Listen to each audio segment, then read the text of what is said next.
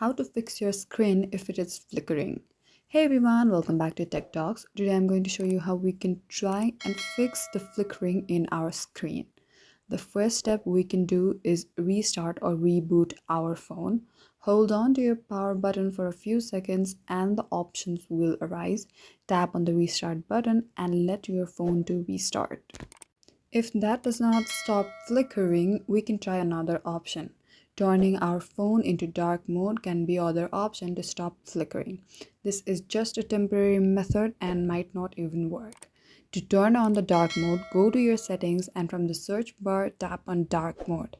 Then tap on the dark options and that's it. That is how you turn your phone into dark mode. If this does not fix too, the phone might be having some physical damage, so visit nearby stores. If you like this video, don't forget to give it a big thumbs up and subscribe to our channel for more similar tech content.